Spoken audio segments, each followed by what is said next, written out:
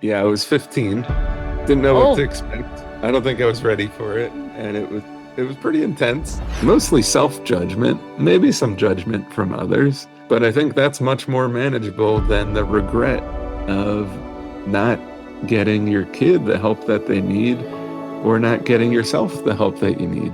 trauma as a word seems very heavy, and sometimes it's really misunderstood. But really, the trauma is the wound that comes from any event that overwhelms our ability to cope. Honestly, there was a thought in my mind, does this man have same 24 hours like we all do? Or do you have some extra bonus time? How do you manage all this? I'm hearing about the worst things that humans do to each other every day, and it was taking a toll on me. And so I did EMDR on it. I said I have these images in my head. They're images I created based on the stories my clients told me, and I did EMDR on that. So, that's again a struggle that, oh, if I'm taking care of myself, am I ignoring the needs of others around me? Am I being selfish? Whether we are a therapist or not, but I think I see that in a lot of people.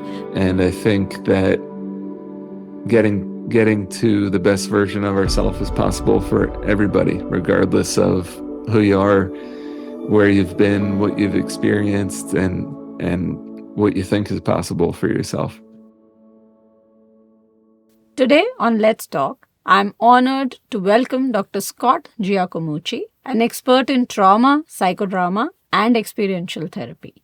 He's the founder and director of the Phoenix Trauma Center.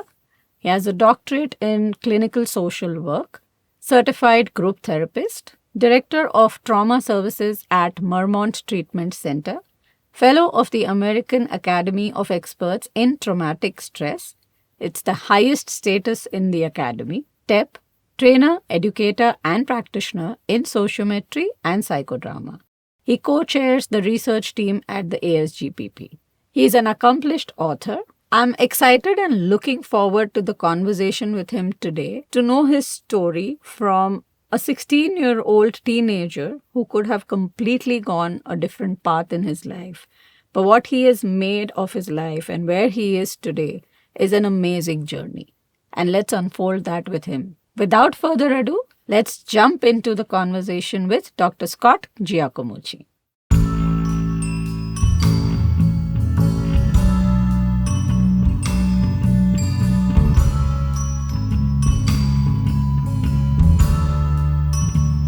Hello and welcome, Dr. Scott. And thank you for taking time out to be on our podcast, Let's Talk. Thanks, Rashmi. I'm excited to be here and talk about my favorite topic, psychodrama. Yeah, my favorite too. And since you've started that, I want to start with a question that I get asked a lot. I'm sure you too. Can you explain what is psychodrama in simple terms? Um, well, sometimes my answer is no. You just have to see it. You have to experience it because it's three-dimensional and Mhm. it's experiential and action-based. And that even though I'm a writer and I do a lot of talking and lecturing and teaching, words often just aren't enough to explain it, but we can try. I like to describe it as an action-based method that allows us to take what's inside and symbolically represent it outside. So we can explore parts of self or memories or strengths or relationships in our lives through role playing or through empty chair work or through psychodramatic sculpting. But that psychodrama is a bigger system. It's not just a set of interventions like many people outside of psychodrama seem to believe, but it has its own philosophical system, its own theories of change and human development and human nature. Mhm. And even within psychodrama, there's all sorts of other approaches, such as sociodrama or axiodrama or bibliodrama or ethnodrama. That psychodrama is really a comprehensive system. And it's not just a therapy either. It's used in education, I just published a book on how to use psychodrama as a experiential teaching method. Oh, wow. It's used in religious communities, activism, and community organizing. It's used in areas beyond psychotherapy as well. Thank you for saying that, because, it's like either people feel psychodrama is drama, or it's like it's therapy. But thank you for adding that. And I think you've beautifully summed it up better than I can do. It is a challenge, but how did you come across psychodrama? Oh, so I was introduced to psychodrama as a teenager. I had gotten myself into some trouble with substance use and mental health issues. And the therapist I was seeing at the time recommended to me and my father that we go to a psychodrama workshop. Mhm. So the two of us went to a 3-day psychodrama workshop You and your dad together? together. Yeah. Wow. Yeah. I was 15. Didn't know what to Oh. expect. Uh, I don't think I was ready for it. And it was pretty intense. And I believe, the youngest person there. Mhm. And I don't really remember much of it, to be honest. Maybe 6 months, 9 months later, I got into some more trouble, and the therapist then recommended a more intense program. And so I went down to a program in the state of Florida that Mhm. was all psychodrama based. And so I was there for a couple months, and we did psychodrama nearly every day. And they would Every do, day. yeah. Yeah. Oh. And I think I was 16 at the time, doing Mhm. psychodrama nearly every day. Oh. And so I just kind of like threw myself into it. And that's where, after I got over the initial intensity of it and just of all the walls and defenses I had up, then I started to really benefit from expressing feelings and getting in touch with like what was going on internally, and learning how to speak up and say what was true for me, and kind of figuring out who I want to be, and what I want my life to look like. At 16? Yeah, 16. Oh my God.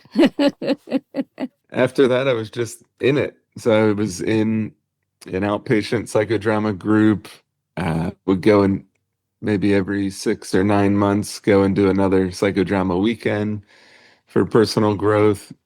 And I joined different men's workshops and communities Mhm. that were not therapy, but they were like peer support men's circles. And the group of men in this program, we would do psychodrama activities with each other. Okay. And so I spent just years doing psychodrama while working with a Gestalt therapist. When I went to school, I thought all therapy was psychodrama and Gestalt. And I started learning about CBT and psychoanalysis, and thought that's really boring. I don't want to learn that. And then in grad school, again, it was all talk therapy. So by Mhm. the time I did my doctorate, I had learned that they weren't going to talk about psychodrama, and I would have to be the one to talk about psychodrama at the university, which is part of why I started teaching there. It's amazing. Like when you mentioned at 16, I don't think I even knew what I want to do. Forget, I mean, no idea of where I want to go, what I want to do. And like you mentioned, CBT and other methods, and psychodrama is so action driven. Yeah. Uh, so I think that kind of makes it completely different from these modalities where you kind of actually work through things in action, which is something that I would say I also love that about psychodrama. Yeah, me Mm. too. It Mm. just makes it more holistic and Mm. more exciting and engaging and interactive. So, Dr. Scott, you focus a lot on trauma informed work. Trauma as a word seems very heavy, and sometimes it's really misunderstood. Could you please explain what is trauma? Yeah. So the word trauma comes from a Greek word and it means wound. So many times we talk about the event as the trauma, but really the trauma is the wound that comes from any event that overwhelms our ability to cope. And that's the definition I like to use because it's very broad and inclusive. Trauma is a subjective experience. Even though I specialize in trauma, I don't get to decide what is and what isn't trauma for somebody. The client gets to decide that, or I get to decide that for myself, and you get to decide that for yourself. And there's so many different types of trauma. Trauma could include things like the impacts from sexual violence or war or physical assaults or childhood abuse or severe bullying or discrimination or racism, gender violence, natural disasters. There's just so many different types of adversity in the world. And any of these could be experienced as traumatic by somebody, as well as a whole bunch of other things that I didn't mention as well. Interesting when you say that, it's for the client to decide what is traumatic because, sometimes these heavy words like war or discrimination or sexual abuse is still acceptable, but, something which may be overwhelming for me, like you rightly said, may not be for somebody else. That's where the whole issue of why are you bothered with this? It's a small thing. What would you like to say about that? Yeah.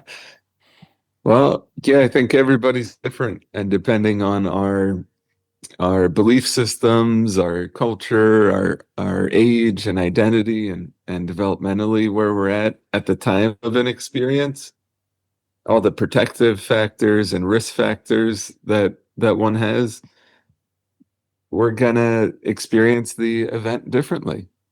And so for all these different reasons, and probably a lot more reasons than we understand, one person could experience something and it might be overwhelming and traumatic to them.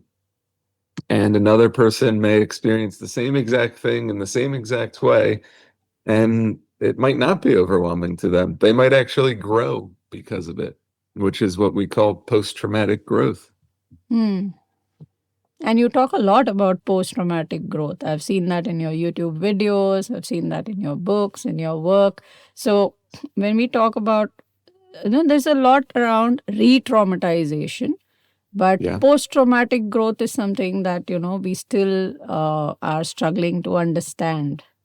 So post-traumatic growth is the phenomenon of growing because of the trauma. Hmm. And so sometimes it happens immediately as a spontaneous reaction to a traumatic event.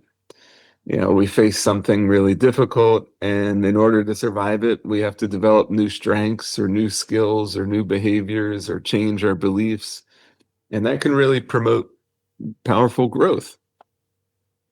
But for most of the clients that we're going to be working with in treatment settings, they haven't experienced post-traumatic growth, or they've experienced both post-traumatic stress and post-traumatic growth at the same time.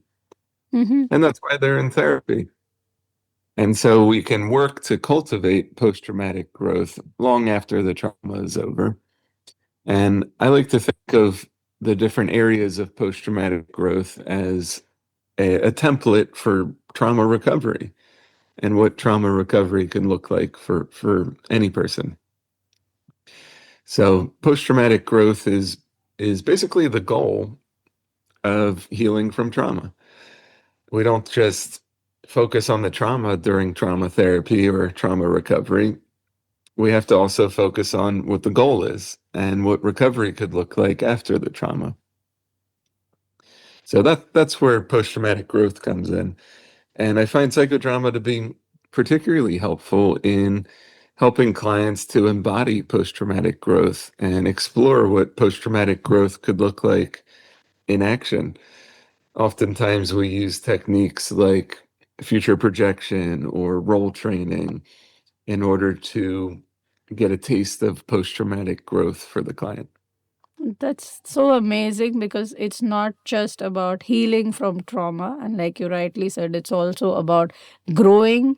And, at that point, the strength that a person feels, that whole, okay, this was a traumatic event, but I can make this into something, turn it into something beautiful in my life. So that's really amazing. And like you rightly said, therapy work doesn't stop at just healing.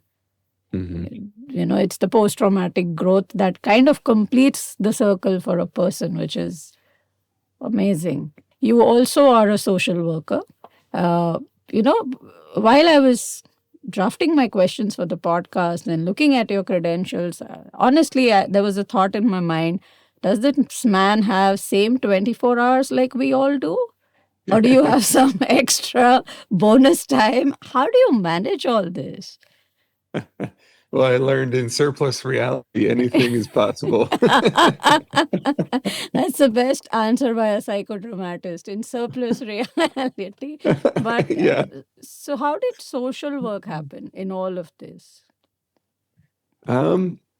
So when I was exploring graduate school options, I was in between counseling or psychology or social work master's programs. And I asked the therapists that I knew and the mentors that I had, and they all were social workers. And they said, go and do a social work degree. Um, in the United States, social workers, counselors, and marriage and family therapists in my state in Pennsylvania, they're all equal, and they get a license from the same board.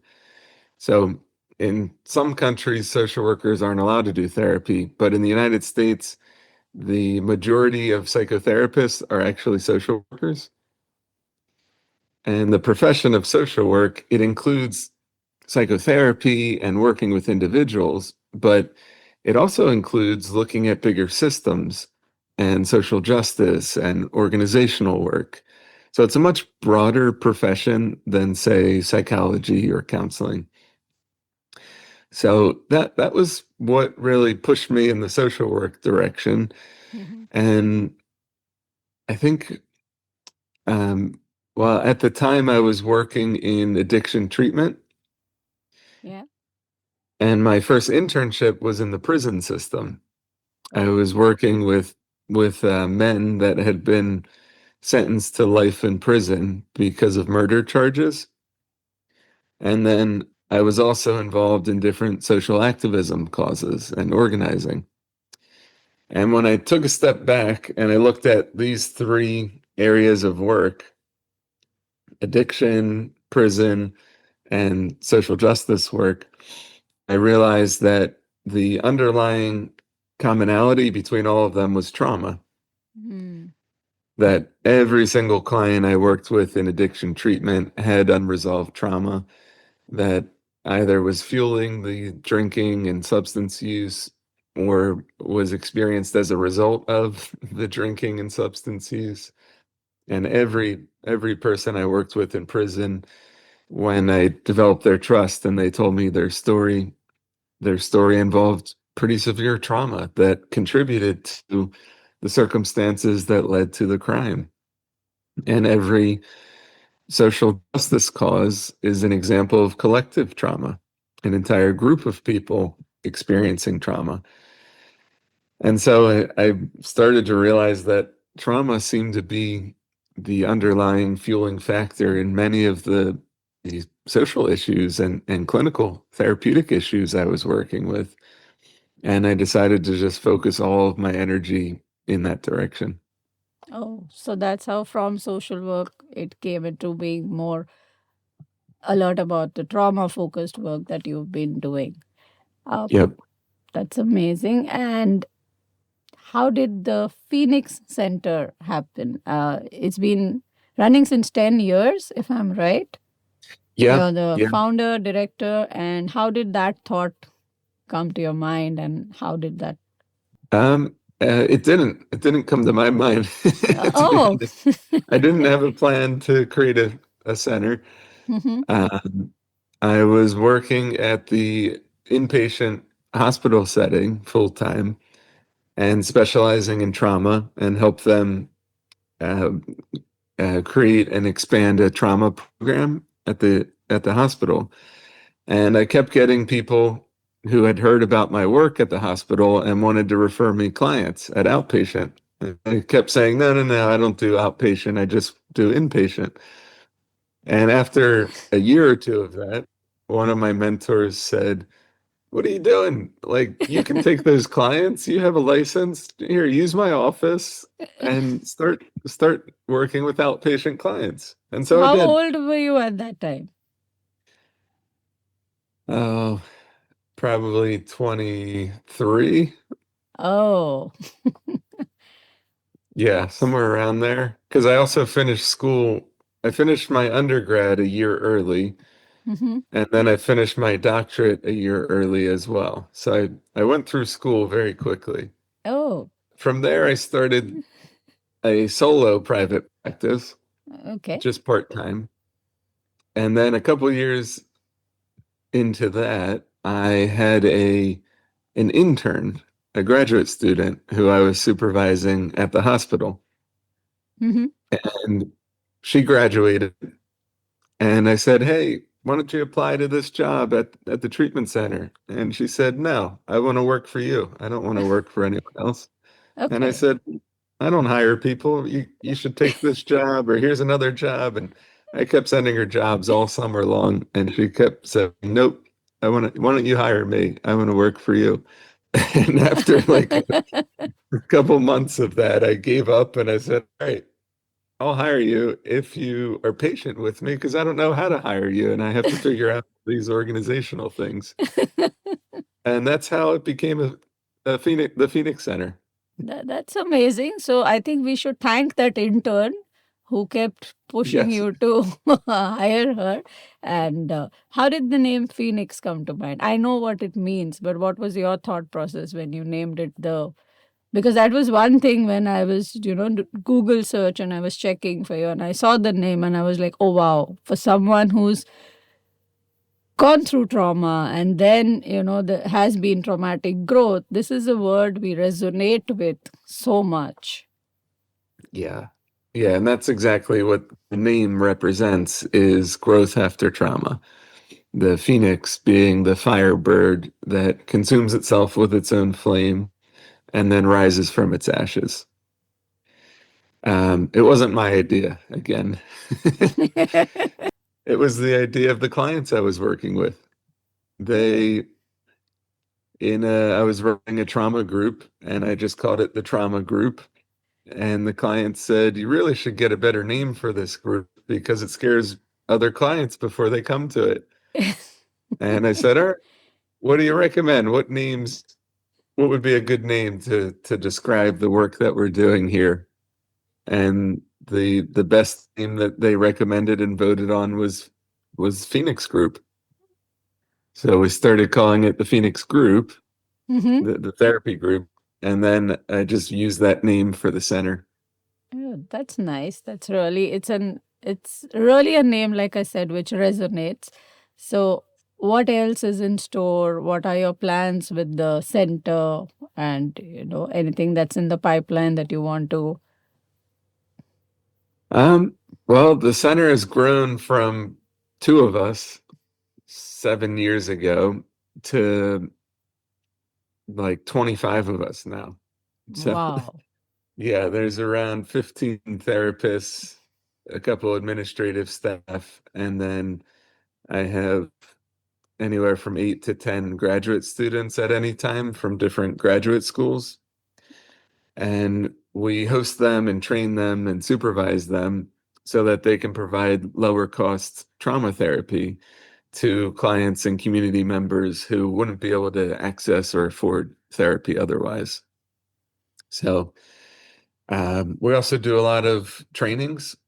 And so I have psychodrama trainings on site here, and we also host trainings for other modalities such as internal family systems therapy or couples therapy or expressive arts therapies or EMDR.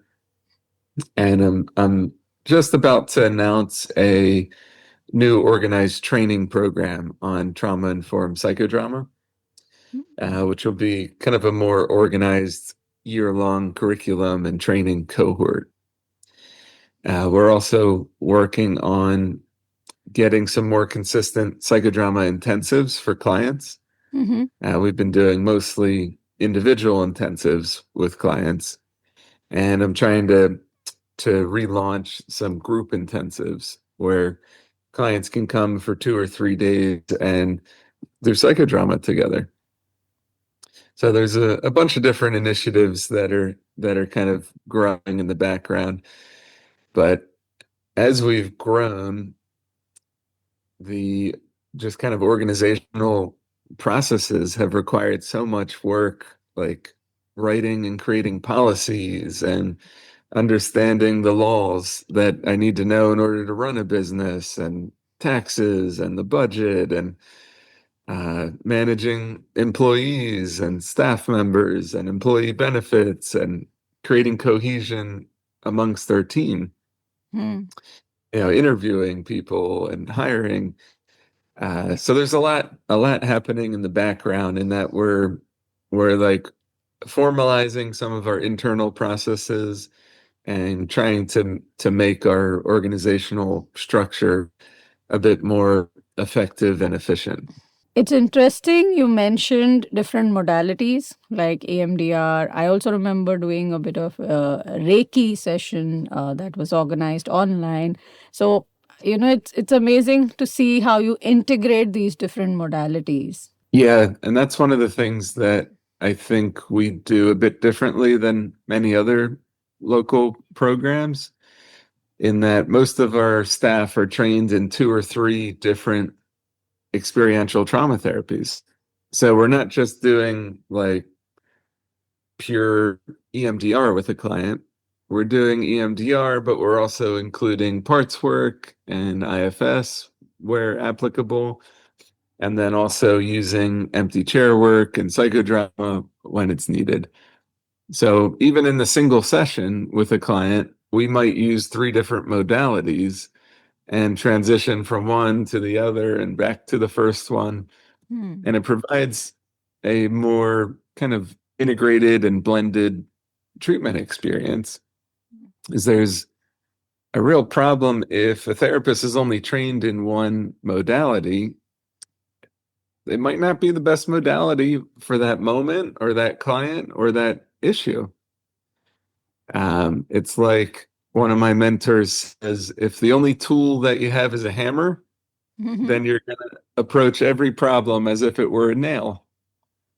And what do you do when you have a screw instead of a nail that you need to deal with? You need a different tool. That's so true. And when it comes to therapy, when it comes to modality, it's like, for a layman, it's like, okay, therapy would be talk therapy, or maybe a little exposure to some form of experiential. But this whole blending and integrating and bringing different modalities together is something, like you said, build your toolbox, as a therapist. So we are constantly learning, constantly building that toolbox, and it's like, okay, what the client needs is what I should be able to provide. Exactly. Yeah. Because even psychodrama, which is my favorite modality, it has its limitations. Like, it's not the best fit for every client and for every situation. Yes. So in that case, then okay, what can I get from my toolbox and use this here? So how do you think people react to coming in for individual therapy versus working in a group setting? Well, here in the United States, the culture is very individualistic. And so most people want individual therapy, and they're a bit afraid of coming to groups. Most of the work is individual, and then sometimes we can motivate the client to come to one of the groups. And I find the two combined really work well together. However, at the hospital programs and the inpatient programs and rehabilitation programs, it's all group therapy because it's cheaper for the programs and the insurance companies. They can provide treatment to 10 people at once instead of one person at a time. And so I still do some work in inpatient at the addiction program. I'm there 2 mornings a week to run a trauma group. So my group there is 15 or so clients every week, and we do psychodrama. So they do so many groups that are talk therapy and educational that when they come to my group, they're often very excited to get out of their seats and have a different group therapy experience. Yeah, that's so true. And like you said, it's different in US, and people are more, into the individual.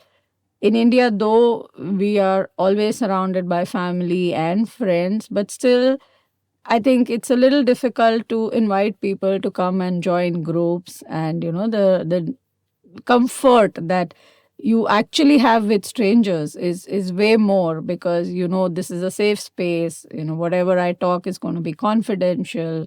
So kind of, it's still at that level where we need to make people aware of what this group work is like in psychodrama. So I'm also like, in that zone. And like you rightly said, it's a good tip that while you're doing individual work, if you also have support in form of a group, then kind of, parallelly it works beautifully together, and healing will really happen at wouldn't say there's no fast or slow in healing, but it will be more helpful if you have both the settings to work in. So, Yeah, we often will do individual therapy with a client, and then sometimes if they need a little extra support, we'll encourage them to come to one of our free trauma recovery groups, which is a support group, not a therapy group. And then if we can motivate the client to come to a therapy group, and we think it would be beneficial, the therapy groups are much more intensive and they require longer commitment. And they're usually focused on a specific area. Like we have one therapy group for sexual trauma and one therapy group for grief and loss. And so if we can get someone to come to one of those groups, they often get a stronger sense of community and validation that they're not alone in their experience. So, one of your books, Social Work, Sociometry, and Psychodrama, has over 250,000 downloads. It's one of my favorite books, go to books when I conduct groups and when I need to, just go refresh things. And your new one on trauma informed leadership is so timely. You just shared at the beginning that you are working on your next project and another book which is in the pipeline. So, how did this thought of being an author come to you? Yeah. I'm noticing a theme in that I often don't plan to do the things that I do. I didn't want to be an author either. I used to really not like writing or research. And it wasn't until after my master's program that I started to see the importance of research, especially for psychodrama. And I had a professor in my master's program who really encouraged me to write. And I got very excited about a paper in her class. And she really helped me like have the freedom to write about what I wanted to and edit it and submit it for publication. And it got rejected. And so I got very kind of disheartened about writing and publishing. And then I met Adam Blattner, who's a famous psychodramatist, psychiatrist, one of the most prolific psychodrama writers ever. And in my first meeting with him, his first question to me was, "Scott, do you write?" And I said, "No." And he said, "Why not? Haven't you ever had a new idea or a new group experience that You never heard before? He said the world needs new ideas. The world needs to hear about what your patients are experiencing and how you're doing psychodrama. You should write about it. And he offered some like support and logistically and emotionally. And then he proceeded to explain writing through Moreno's canon of creativity theory. Mm-hmm. And he said writing is an act of creation.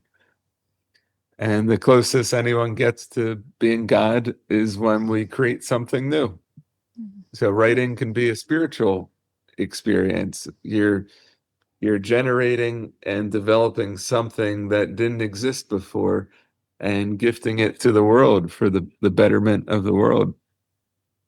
And once he kind of framed it through spontaneity, creativity theory, then I started thinking about the warming up process, which is the Mm-hmm. beginning of the canon of creativity. Yeah. And what do I need to warm myself up to write?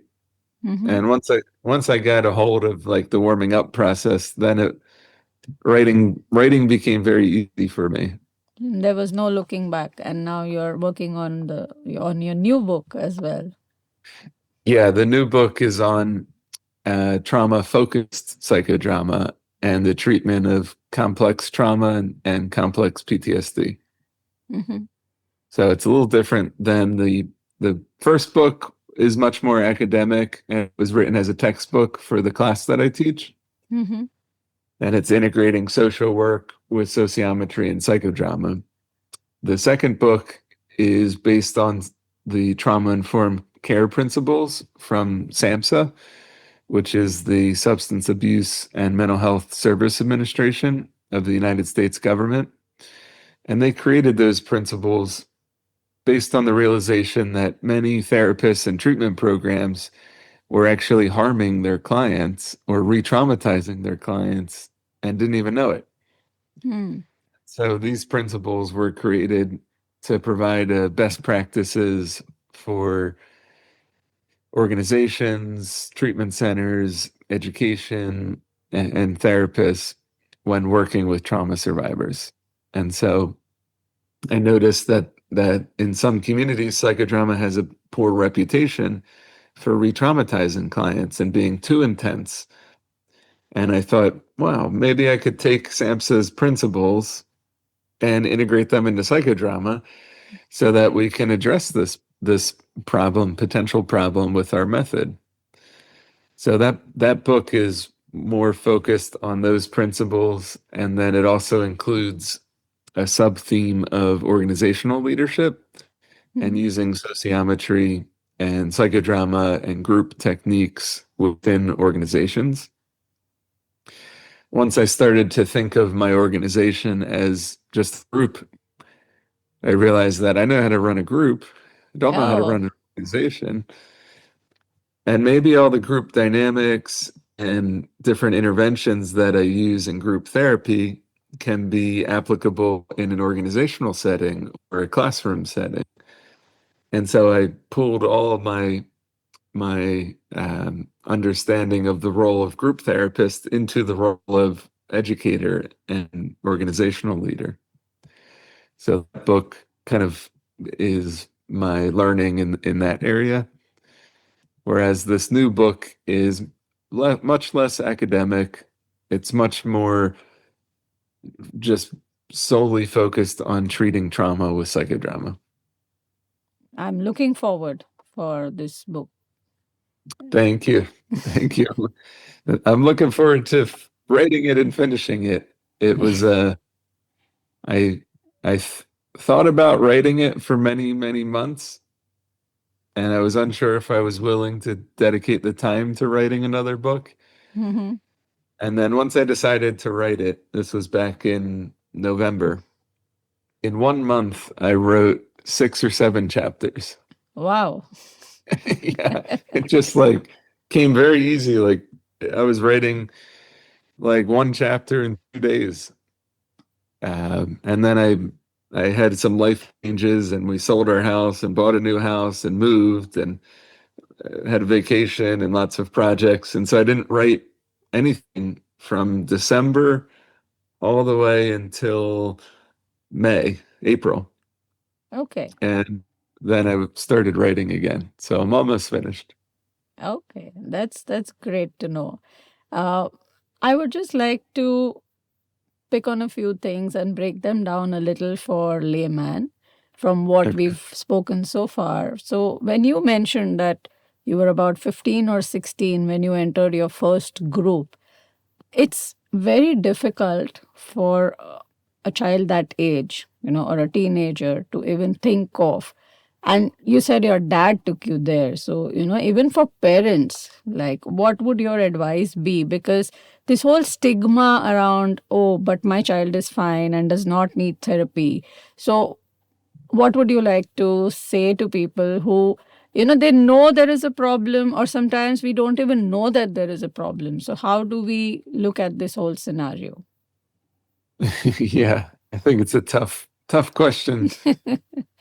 Um, I mean, I think nowadays the stigma around mental health is lessening, and the stigma about being in therapy is very different. Sure. I don't know how it is in India, but in the United States, it's kind of cool for teenagers to have a therapist, and Hmm. it's no longer like something that people keep a secret or are ashamed of. It's something people talk about pretty openly. And so I think there's nothing really to be ashamed of about being in therapy or seeing a therapist. It's part of why I share my own experience of being in therapy. Um, I think the bigger um, risk is not seeing a therapist when you Hmm. could really need one. And it's like if we just kind of weigh the risk here, what's at risk if you don't see a therapist or your child doesn't get the help that they need and they go through the most important years of their life without the support or treatment that could really change the entire trajectory of their life versus what's at risk if you do go to therapy or you do bring your child to therapy and you might have to confront some stigma or judgment, mostly self-judgment, maybe some judgment from others. But I think that's much more manageable than the regret of not getting your kid the help that they need or not getting yourself the help that you need. I mean, if think about myself, if I didn't get the help that I needed as a teenager, I I don't think I would have became a therapist. I wouldn't have written books. I wouldn't have accidentally started a trauma therapy center where we're helping hundreds of people every month. And that potential would never have been actualized. I also And want to ask, like, sometimes, like in your case, you said it was visible that there is an issue which needed to be taken care of, and that's why therapy happened. With a lot of teenagers and youngsters, many a times they are not, even the parents don't know what's going on in their life, or it's not that they don't want to know, but sometimes the situation is such. In So, it's like, how do I know if my child even needs therapy? Is also another thing that people struggle with. So, is it that I need to wait with a problem to occur, wait for it, and then take my child? Or groups can be something which will actually help anybody? yeah, I mean, I think counseling, therapy, groups can be helpful for anybody. Um, and yeah, if you don't know that your child needs help, it's hard to get them help. I think there's a lot of kind of preventative action that parents can take to try to lessen the likelihood that a child is going to need therapy or treatment in the future. And a lot of it comes down to how we're creating the culture around emotions and vulnerability and role modeling within the family and within the community.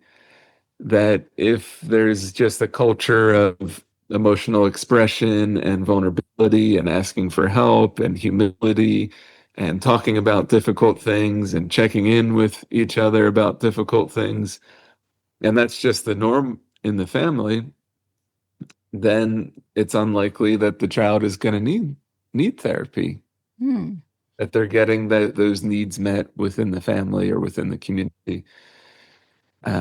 There's a lot of things that can be therapeutic without being therapy.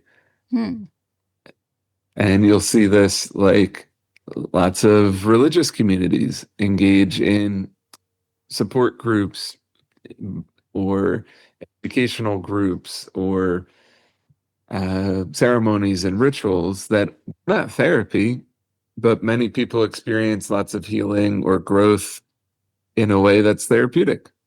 Or lots of schools have programs that aren't therapy. Maybe they're more focused on sports or exercise or career development or education. But many of the students find them to be therapeutic and emotionally supportive. So I think any kind of group experience could be supportive and therapeutic for a child. And in a lot of the research, they're finding that the number one preventative factor from trauma turning into traumatic stress is that the child has at least one adult that's present and attuned to them, that's paying attention, that's emotionally available for them. And that adult need not be a parent. It can be a grandparent, it can be a teacher, it can be a mentor, right? Exactly. Yeah, it could be any adult.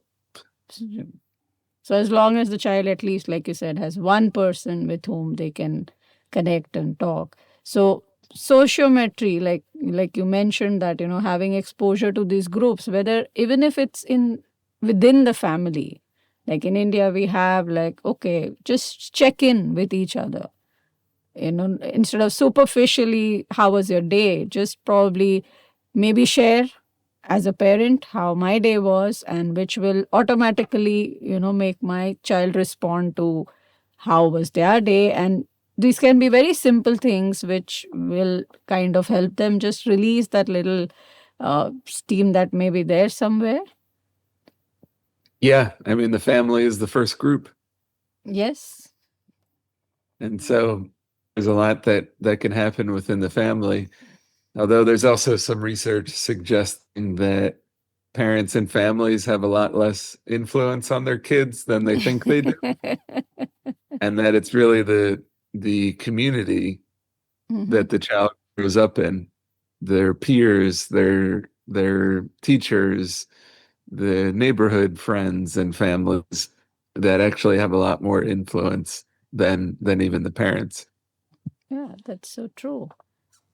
So we start from home, and then we see if there is a need. We can look at support groups or religious communities, like you mentioned, or any community for that matter. So I keep hearing the word community from you, that, it's a group of people that where a child or even an adult just feels safe to be.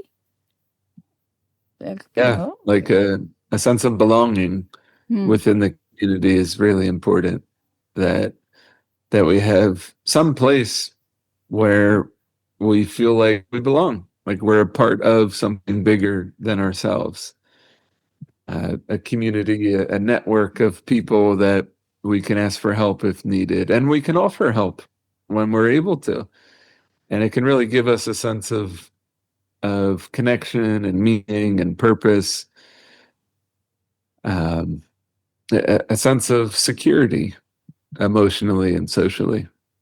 That's so beautiful that you just said, like, even if I can offer help, maybe I feel I'm okay and I don't need it, but if I don't, at least I can offer it to somebody else when I'm a part of that community. And that feeling itself is amazing, to be able to hold space for somebody who is going through a tough time in their lives.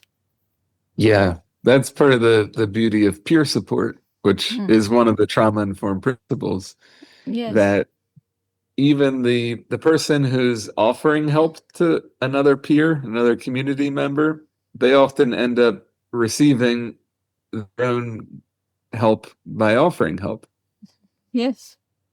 It's like when we help someone else, we feel a greater sense of confidence or self-worth or meaning, or we feel a stronger connection or empathy or understanding, or as we're telling someone about, some advice about something, we're also reminding ourselves that we need to do the same thing and take our own advice.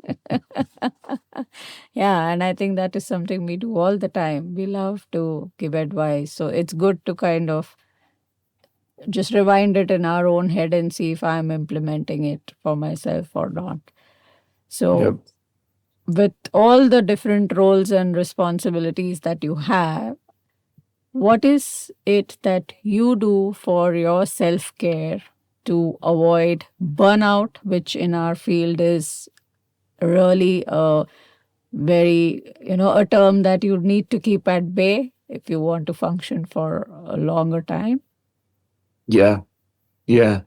Well, I do a lot of things. I have a men's group that I've been a part of for 15 years with the same men, and we do psychodramas together, and so that's a piece of my self-care. Um, I've done my own EMDR around vicarious trauma and burnout from the stories that I hear from clients, and that's really helped prevent burnout and especially vicarious trauma. Mm-hmm. Like when I started working with trauma, the images and stories that I was hearing were really disturbing to me. Mm-hmm. Like, I'm hearing about the worst things that humans do to each other every day, and it was taking a toll on me. And so I did EMDR on it. I said I have these images in my head that aren't even things I experienced or saw. They're images I created based on the stories my clients told me, and I did EMDR on that. Uh, I do. I get a massage like every other week or once a month at least, and that's part of my self-care, knowing that trauma and stress really lives in the body and how Yes. important it is to take care of our bodies. I rest.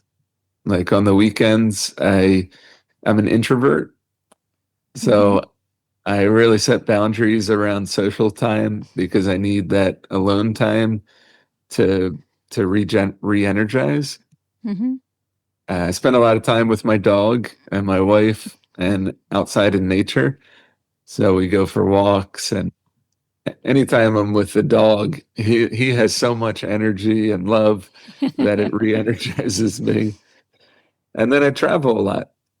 So I find that because I work a lot when I'm home, I need bigger breaks. And so I schedule longer vacations, like every 4 months, we'll take a longer trip.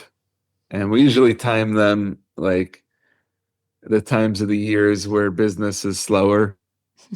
And so we go and explore the world and spend time in nature. And I find that to really be helpful because it gives me a prolonged break from work and like a sense of adventure and excitement and rest.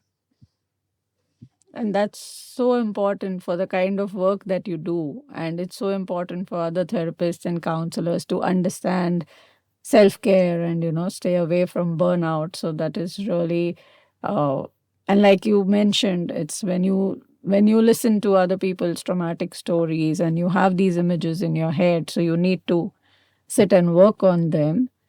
And that is that is something that I think people who enter this field and who are new, probably that could be one great takeaway from you, that how to balance your work and taking care of yourself.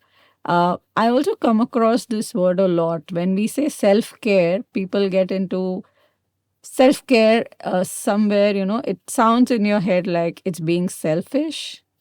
Oh, yeah.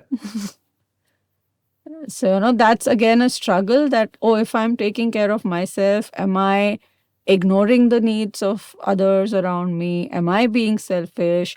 this whole struggle, which whether we are a therapist or not, but I think I see that in a lot of people. We just had a community chat today morning, and there was a long discussion on self-care versus being selfish. So what would Okay. you say on that?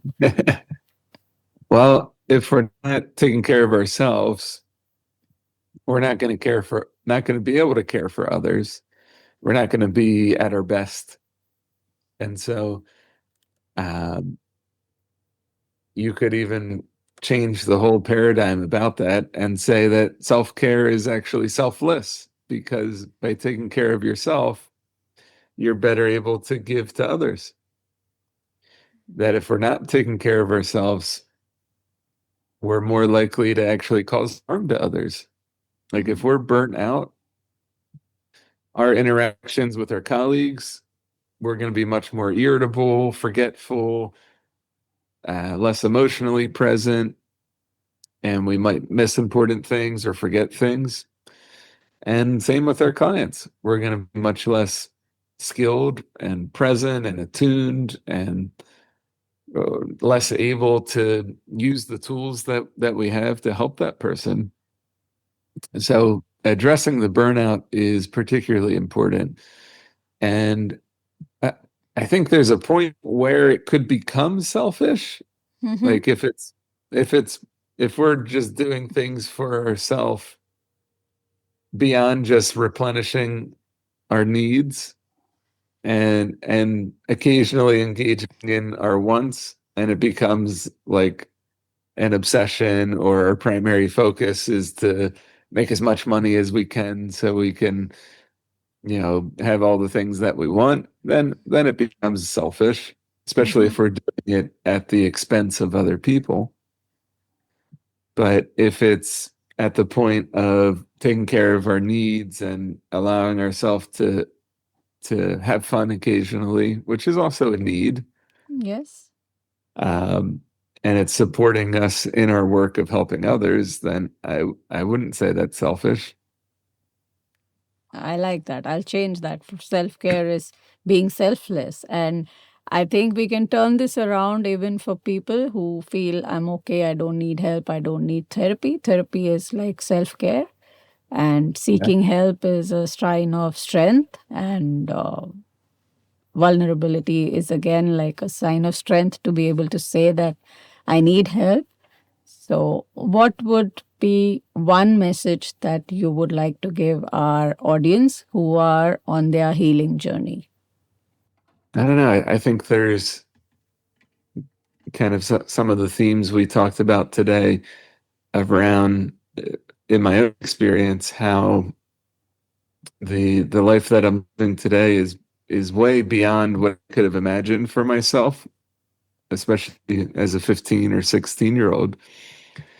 And how if we are able to ask for the help that we need and push ourselves to do the tough, difficult, emotional work that we need to do, and aren't afraid to take healthy risks and go after, meaningful change in the world, or imagine who we could be in the future, that really anything is possible.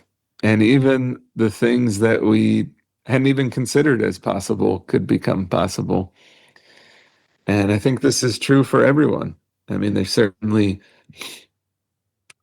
different privilege that some people may have, and different access to opportunity that that some people have and others don't. Uh, but on some level, I think that there's always access to these different possibilities of who we could be in the future, and that doing the emotional personal growth work, yeah, therapy is often a part of it and can be really helpful in like a structured way of becoming the best version of ourselves. But there's also many other free ways of engaging in that, through journaling and personal growth and YouTube videos and community and religion and spirituality and, um, there's so many different paths to the top of the mountain. And I think that getting to the best version of ourselves as possible for everybody, regardless of who you are, where you've been, what you've experienced, and what you think is possible for yourself. That's amazing. I love what you said, that there are different paths to the same mountain, and being the best version of yourself is something that we can keep aiming at all the time. So thank you, Dr. Scott. This was amazing. Thank you for sharing your insights. Not this will not only be helpful for clinicians, practitioners, or students who are on their journey to become, therapists or counselors. It's also helpful that you broke down what is psychodrama, what is trauma, self care, even for layman, and how therapy is not something that has stigma around it, and you can still seek help.